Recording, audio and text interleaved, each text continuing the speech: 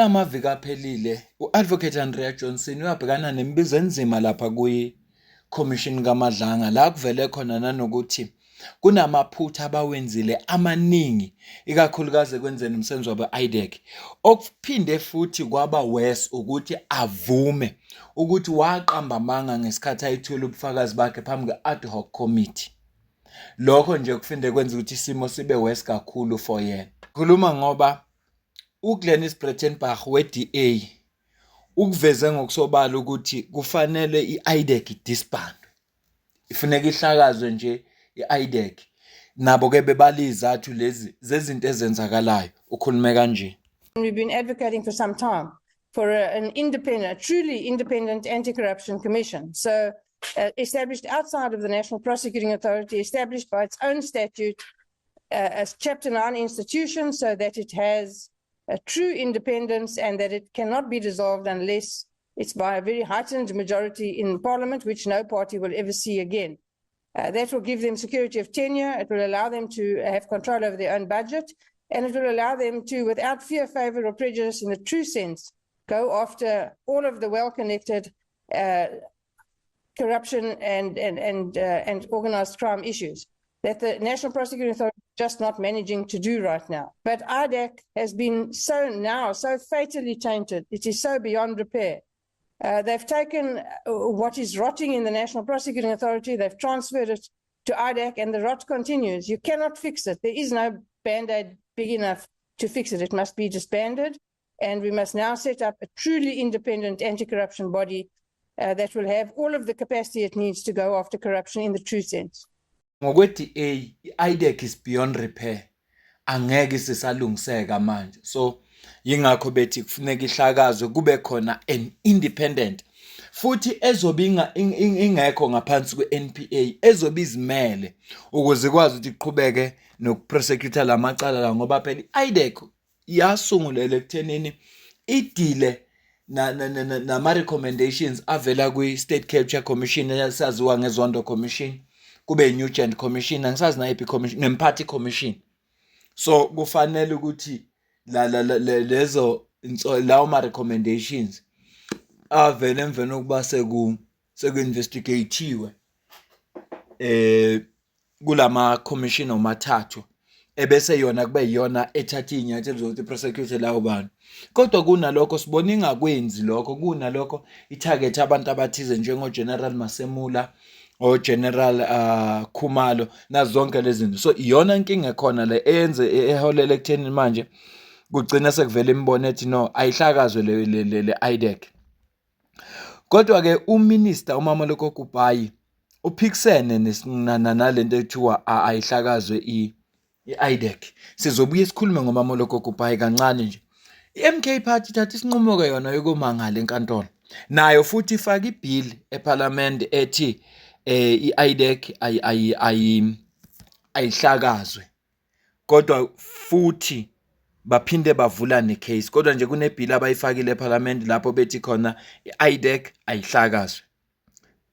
Bavumelana nento esho i-DA yokuthi i-IDEC must be disbanded. Okwesibili izolo bebeyovula icase. Ngicela ubone la. Thank you. We are here at Brooklyn Police Station. As you know that Umkhonto Wesizwe made a statement in Parliament, the ad hoc committee, to say that we are going to open a case against Advocate Johnson.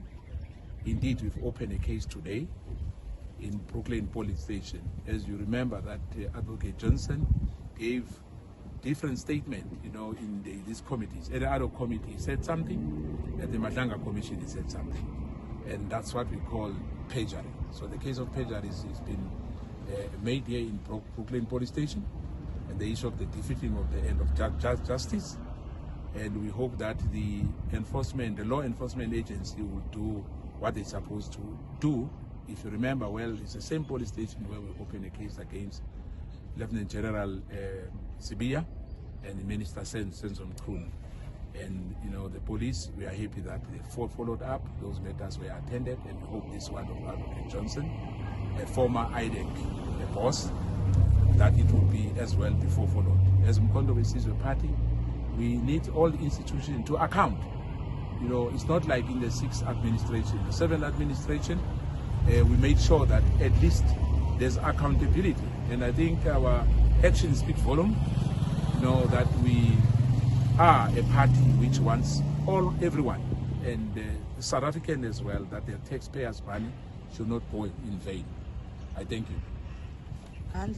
Thank you. Amanda. Amanda. Gwaza mkhonto gwaza. Tikitela mkhonto tikitela.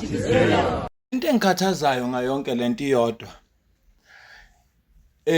uNkabinde Cedric Nkabinde wafika eParliament wathi istatement sakhe ngenxa ukuthi bengenawo ama-gadgets wakhe eduze he dumpsacked izinto azibhalile. I-EFF ehambe umvulela icase. uBrian Mokgotsi naye akakhuluma ngeqiniso, i-EFF ihamba umvulela icase. Kodwa namhlanje akaze kwenzeke lutho. Akaze kwekuthiwa nje icase number ikhona nansi icase kwenzakalani ngayo sikaze satshelwa lutho. So lento nje ukuthi kuthiwa bayovula ama case abamane bayayenza nje ngoba mhlawumbe ayikho enye indlela abangenza ngayo. Kodwa akuna case eyayivulwe. Akukho mina sengake ngakubona. Mhlawumbe wena ungangisiza. Uminister uSisito Lashe waqamba manga eParliament. Honorable James Terrelin James Action SA wahamba umvulela icase kuze kube namhlanje akakazi kuthiwa ubiziwe kuna something kwenzakalana. So nayo nje leyo ukuthi bavula ama case bamane bayayenza nje ngoba phela iyona ndlela abangenza ngayo. Akekho umuntu okwavulela icase waboshwe. Beqala nje ngo General Khumalo ukuthi bavulela icase baboshwe ngoba nakhona idaba khona belithinta uPaulo Sullivan mhlawumbe ingakho sibabone bona bebe kuthiwa bayashushiswa. Kodwa nje akekho umuntu owake wakhanda icase lapha ya wathi uhanjwe ovulela icase yafike yambopha. Ilokho nje kungikhathazayo. Uminister uMamoloko Kubayi ukhulume kanje.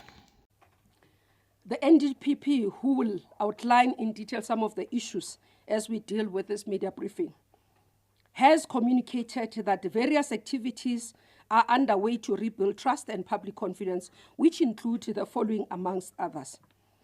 Under Human Resource Management and Development, the branch has been tasked to commence with the process of analyzing the job profiles against CVs of the people who are holding the positions in IDEC. This analysis of all 146 staff members in IDEC will be completed by the 14th of August 2026. All employees in IDEC will undergo lifestyle audit as a matter of agency. A skilled, experienced investigator is being appointed by the SIU to be seconded to the NPA to conduct a full case audit on all cases. In the interim, the NPS is finalizing the consideration of the CID cases enrollment. All Section 28(1) and 13 authorization will be evaluated against mandate, intake criteria and referral mechanisms. There will be an evaluation of all cases currently on the court roll to ensure that people are correctly charged. NDPP will outline in detail as these are his areas of operation. Umuzwa kuMinister uMamoloko Kubayi ethi bonke labantu abasebenza staff nje se-IDEC sonke will undergo i-lifestyle audit ukuze kutholakala ukuthi kwenzakalani uma ngabe kukhona abakhokhelwayo ukuze benze lo msebenzi bakhokhelwa ngobani. Ama steps lawa abaluleke kakhulu ukuthi awathathwe. So ngesingami ngihambisana noMinister uMamoloko Kubayi mayethi awukwazi ukudisband i-IDEC ngenxa yephutha lika Andrea Johnson nabantu abambalwa. Awukwazi futhi asinayo enye i-institution ekufanele idile nama cases athinta corruption ayikho. So lento eshiwo i-DA yokuthi ifuneka ihlakazwe leqalwe phansi kuse into zaseParliament ithatha isikhathi. Uma ngathiwa manje kuyokhulunywa eParliament kusazoke kuphikiswane kubangaphumi inazwi linye zonke lezi zinto lezi zigcine zibambelelile ngoba ayikho into eqondile nje ezovela khona. Yingakho ke ngithi ngiyahambelana nokusho uMamoloko Kubayi ukuthi akube khona ama corrective measures nama-consequences azoba khona ukuze kuzame ukuvinjwa lezi zinto. Isigaba sokuthi kuthiwa let us disband it noma siyihlakaze akube isigaba sokugcina. Okwamanje akuzama ukuzwa namasu ukuthi ilungiseka kanjani i-IDEC ukuze ibe i-institution e-right. Akuphume labantu abangalungile njengo-Advocate Andrea Johnson nabanye, kodwa hhayi ukuthi kuze kuhlakazwe i-institution yonke i-IDEC. U-NDPP oku-Advocate Andy Mothibi ekhuluma ngo-Advocate Andrea Johnson ukhulume kanje.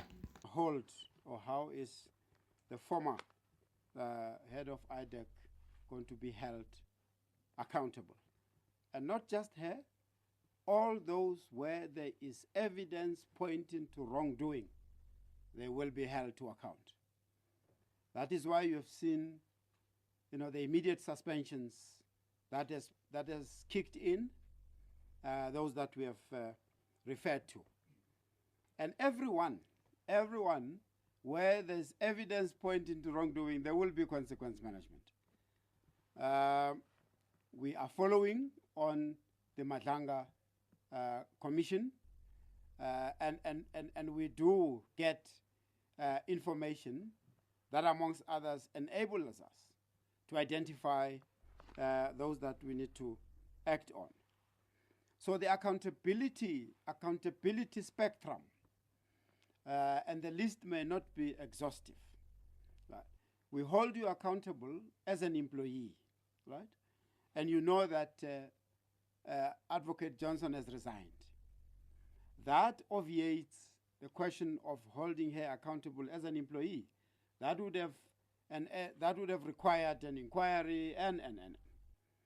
But the resignation, as we always say, and we have said that even when we were at SIU, that those that are found wanting and those that have contributed to wrongdoing will be held to account even though they've resigned.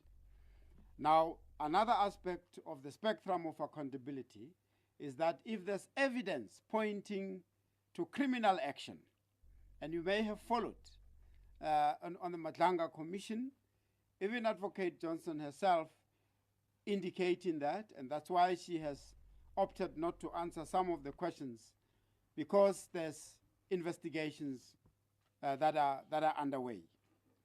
So we will pursue those so that they're investigated appropriately and they're investigated by SAPS. And when the investigations are complete, we will make sure that the prosecutorial decisions are taken. And for matters of this nature, because they emanate from Madlanga, we've got independent prosecutors that are allocated to the Madlanga task team. They will be charged with ensuring that independent prosecutorial decision. The other aspect, of course, the other spectrum of accountability is whether there's, any damages that anyone would have caused to an organization, and that's in the realm of civil action. We will go through all the information on hand, and if we realize if there's evidence pointing to any of the actions that we need to take in that regard, we will do so. And the another spectrum is that are there any regulatory infractions that have been committed or professional infractions? The minister indicated that there are those who have already referred to the Legal Practice Council.